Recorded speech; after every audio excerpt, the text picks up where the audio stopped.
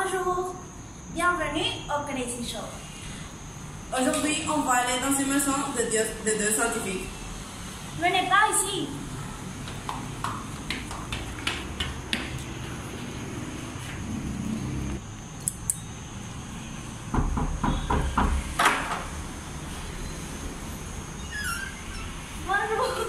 Bonjour. Venez, entrez chez moi. Merci. Merci, madame.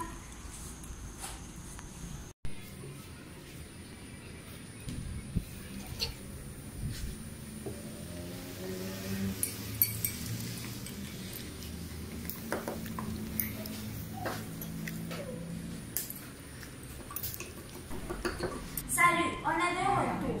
Aujourd'hui, on est dans un laboratoire avec des scientifiques d'Azurier et d'Anglais.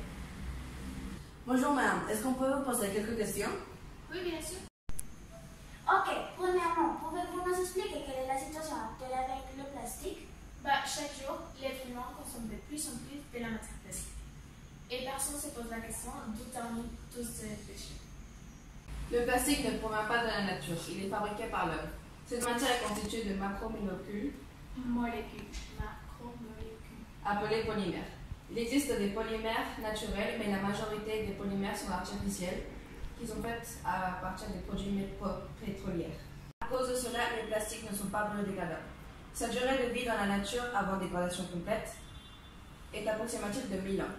Il y a un impact sur l'environnement lorsque nos déchets finissent au milieu des océans en tuant des animaux marins comme des tortues, oiseaux et d'autres espèces qui pensent que les plastiques sont de la nourriture.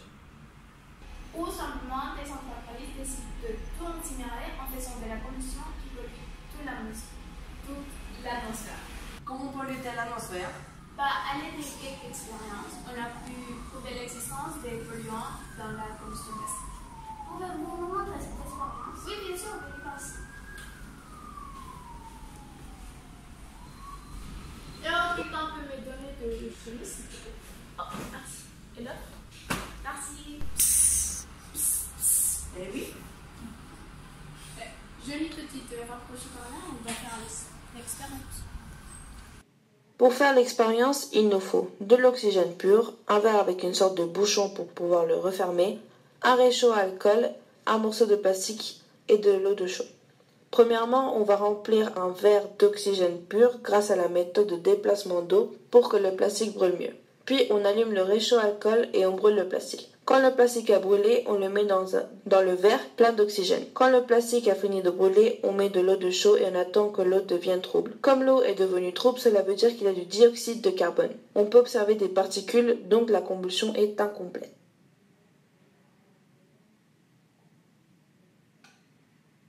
Cette expérience nous va aider à voir quelle acidité a l'eau polluée par la matière plastique. Pour commencer, on doit savoir que l'eau a un pH de C. Le pH, c'est une grandeur que l'on exprime sans unité et que l'on mesure avec un pH mètre. Quand il y a un pH entre C et 14, il est acide comme le savon. Mais si le pH est inférieur à 7, il est acide comme le vinaigre ou le citron. Le pH mètre a révélé que l'eau polluée par le monoxyde de carbone et le dioxyde de carbone a un pH de 3, c'est-à-dire qu'il est acide. Ça va faire que quand cette gaz va être rejeté au contact avec les nuages, il va créer des pluies acides. Et depuis combien de temps vous travaillez ici? 10 ans. Et Ça peut savoir? Oui, bien sûr. Qu'est-ce que tu fais? Coupez.